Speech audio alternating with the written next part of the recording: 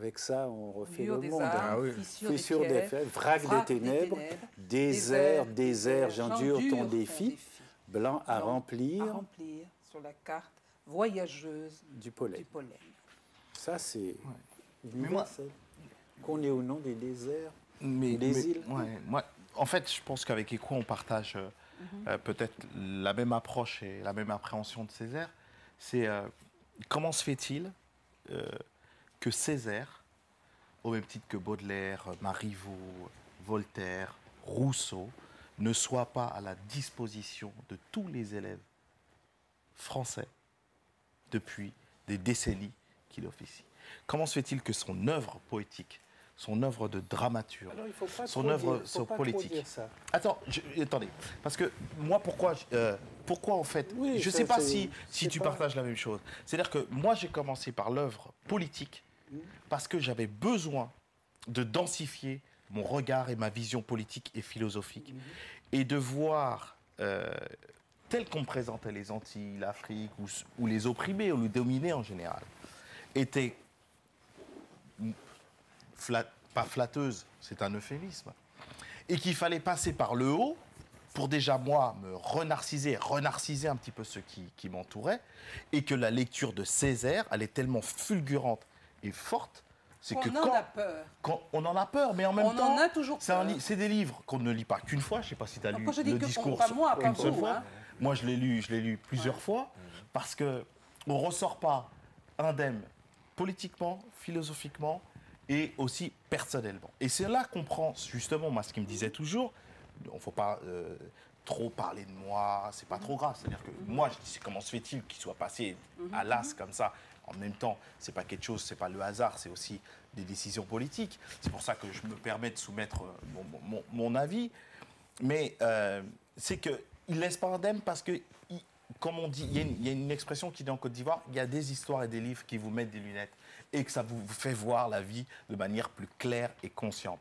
Et je pense que Césaire, alors moi je suis tout à fait heureux et entre guillemets comblé pour lui que dans ces 5 dernières années, notre hexagone, le monde politique et autres, au commun des mortels, aux citoyens lambda, a quand même énoncé la présence de Césaire, mais au regard de l'œuvre, et pas seulement pour la Martinique, pas seulement pour les Antilles, pas seulement pour l'Afrique, mais pour le monde, mais donc pour la communauté nationale, il est bien de vouloir le mettre au Panthéon, ça n'a pas été fait, mais comment on peut avoir la volonté de mettre quelqu'un au Panthéon après sa 90e année, alors qu'il y a des décennies qui nous avaient prévenus d'une manière magistrale de ce qu'on a pu vivre il y a 1 an aux Antilles, de ce que peuvent vivre ici et là ceux qui sont opprimés ou ceux qui ne savent pas ou qui ne savent pas assez, et dont on ne les a pas assez éclairés. Moi, je pense que il faut, quand vous avez une connaissance de Baudelaire, de Marivaux, d'autres, c'est pour ça que... Et en même temps, moi je pense, sans vouloir être l'accusateur, il faut aussi le relever. Oui, parce qu'il faut le relever. J'avais dit un mot là-dessus. Il ne faut pas jauger la poésie, l'art, à leur présence dans les livres scolaires ou dans les livres que j'appelle les livres du maître, c'est-à-dire ce qu'une société choisit d'enlever, de donner, de mettre. Il ne faut pas oublier non plus que toute poésie résistante, c'est qu'elle passe par d'autres chemins et qu'on ne serait pas là s'il n'y avait pas eu une leçon de Césaire, quelque chose d'important de lui, même si des gens, et notamment politiquement, ce qu'on oublie aujourd'hui, ont tout fait pour éteindre sa parole, et notamment sa parole politique. Césaire avait des fraudes électorales, était une espèce d'isolat de gauche, par exemple, dans des Antilles où la fraude électorale faisait gagner les colonisateurs. Il m'a dit même ses angoisses pour sa vie. Il a été menacé. Il a même douté de son existence. C'est le combat politique. Et donc, il ne faut pas demander à l'ennemi de mettre en avant et en valeur celui qu'il veut abattre et combattre. Je ne fais pas le candide, mais... donc, c'est pour ça qu'il ne faut pas qu'on... Mais par contre... La poésie passe par ses voix. Et surtout, il ne faut surtout pas qu'on ait l'air aussi... Bon, moi, depuis jeune prof ou mes débuts, avec bien d'autres, on se bat aujourd'hui pour que dans les programmes, tu as tout à fait raison, mais il ne faut pas qu'on jauge au programme et au livre l'importance d'un acte poétique qui passe aussi par, comme disaient les Haïtiens, le nocturne, les choses comme ça. La résistance ne se montre pas au grand jour. Et c'est très important de comprendre ça parce qu'on a eu tendance, par exemple, moi, à jauger l'importance de dire il n'est pas dans les livres, donc il n'existe pas, donc les gens ne connaissent pas. C'est pas ce que je suis en train de dire. Oui, mais c'est pour ça que je veux préciser ça. Parce que ça passe de toi, moi, de l'un à l'autre. Lisa, combien d'entre nous, là, on est là, on venait de parler tout à l'heure, on donne le cahier, on dit Lisa. Annick dit, elle a perdu d'avoir 20 ans, à un moment, ça l'a frappé, ça a fait quelque chose. C'est pas... Et alors, pourquoi j'insiste? C'est pareil pour Baudelaire. C'est pareil pour Villon. C'est pareil pour Victor Hugo. Ce sont des gens qu'on n'a jamais parlé à l'école quand ils étaient... Il ne faut jamais qu'on oublie ça. Sauf que Rimbaud, que Baudelaire, si un prof en avait parlé, il aurait eu un procès parce que Baudelaire était interdit, que Flaubert était interdit. Oui, c'est pour ça. C'est pour ça qu'il ne faut pas faire un cas particulier. Autant il faut se battre pour que dans le social, dans les livres, dans les programmes, ça soit une vraie bataille qui est en même temps politique. Pour qu'il soit, autant il nous faut prendre garde à ne pas jauger. Je suis d'accord, mais pour moi, il est aussi important. Il y a le danger aussi de tomber un peu trop... je comprends tout à fait le propos et ce que vous dites, c'est parfaitement clair, effectivement. Quelqu'un comme Césaire ne peut que, par le temps, finalement, rentrer dans une espèce de processus un peu d'institutionnalisation, d'académisation, on va dire, quelque part, de son œuvre. Mais c'est un phénomène finalement peut-être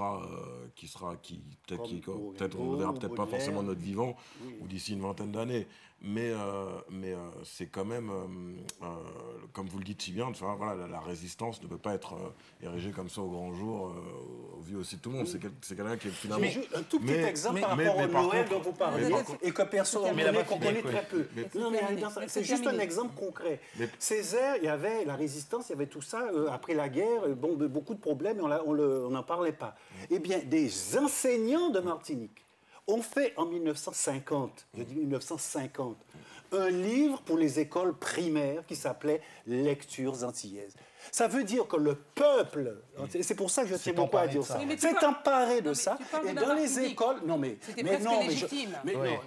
c'était là que c'était le plus combattu. Et non, mais c'est juste pour dire que les gens, notamment des enseignants, aujourd'hui, font des choses. Non, mais il y a un rapport de force qui s'instaure. Il y a un rapport de force intellectuelle. Comme dit Césaire, la résistance... Ce que je veux dire par là, c'est que ce qui est pervers... Non, mais je voulais dire les choses des couilles, je veux bien.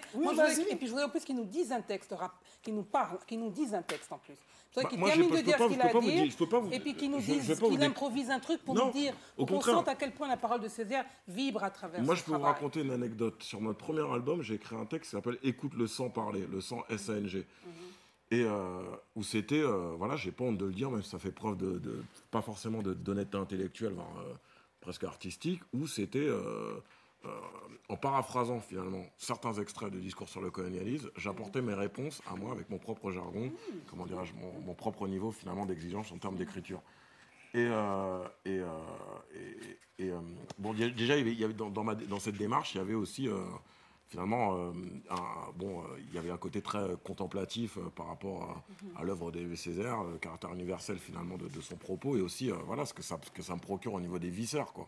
Voilà, parce que j'ai d'ailleurs bien aimé votre introduction, quand vous nous dites que vous avez découvert Césaire à 20 ans, et les premières pages auxquelles vous avez été confrontés, c'est la répression policière, et avec une violence dans le verbe, quelque part, qui est comparable au plus dur, finalement, des textes qu'on a pu écrire, quoi. Et en plus, avec le contexte de l'époque. Oui. Donc, si vous voulez, voilà, qui était pas forcément chose aisée. Donc, si vous voulez... Ah non, c'est pas possible. Je pense que... c'est au bout du petit matin, je pense que c'est vrai. Et juste pour terminer, c'est que moi, ce que je trouve finalement, je comprends tout à fait qu'une œuvre, comment dirais-je, s'inscrit dans une...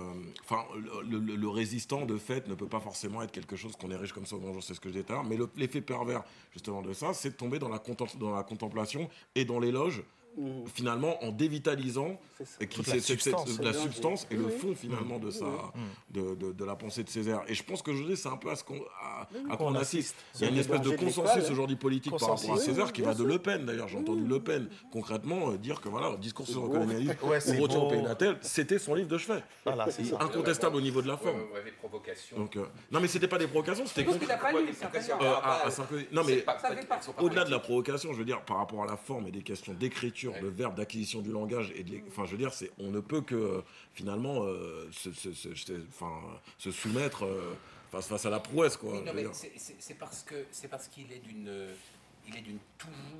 très grande simplicité, d'une très grande humilité, même si il utilise des mots extrêmement compliqués, mais complexes, parce qu'ils appartiennent à un autre donné de savoir, par exemple le médical, le botanique. Le végétal, le botanique, mais précis. C'est vrai. C'est pas complexe, c'est précis. Moi, j'avais essayé de contourner cette difficulté en disant, je lis tout Césaire, et je vais ramener les vers qui ne présentent aucune difficulté de compréhension immédiate, et créer comme ça une histoire de néo-poème césarien, à partir que j'avais appelé débris, des bouts qui sont amenés. Et du coup, refaire, dans le fond, cet émerveillement tout à fait naturel, natif, absolument d'une très grande simplicité, et, si vous voulez, et l'offrir ça aussi à l'addiction. La mémoire, là, me fait défaut parce que j'ai travaillé un autre texte entre-temps, et je n'ai pas eu le temps matériel de me mettre dans la tête, si vous voulez, encore deux grands poèmes que je voulais vous réciter. Vous pouvez lire un peu? Je vais essayer de le lire. Mots et j'habite.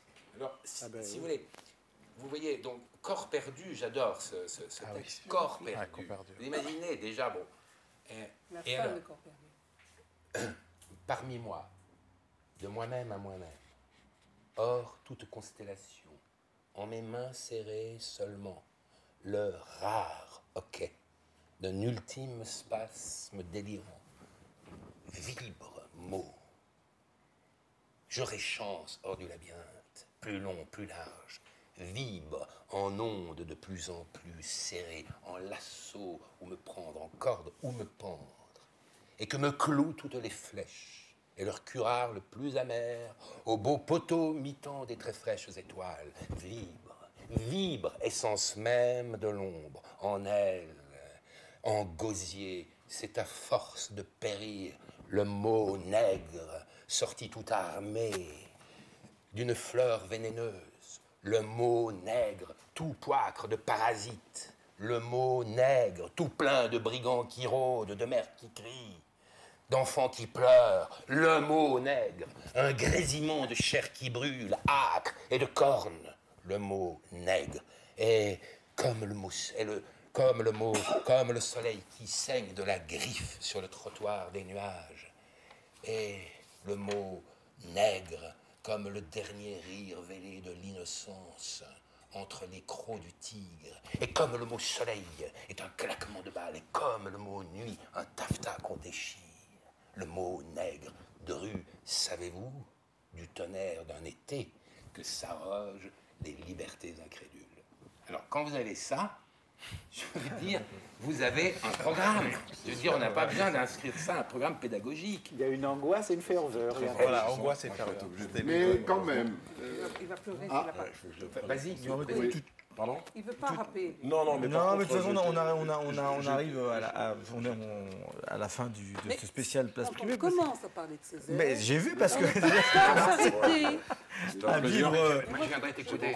Allez, d'accord. Tiens. Fais-moi un petit... D'accord. Un album pour Annick, fin d'album. Non, mais c'est coordonné. Tu peux donner mon téléphone à Annick et vous donnera mon numéro. D'accord. Ok, merci. Écoutez, merci d'être venu, parce que là c'était vraiment des instants magiques et voilà, en fait tu pars au moment où voilà, on voulait conclure, on voulait avoir ton dernier mot pour voilà, terminer ce spécial place privée, parce que là vous nous avez fait vivre vraiment des choses extraordinaires.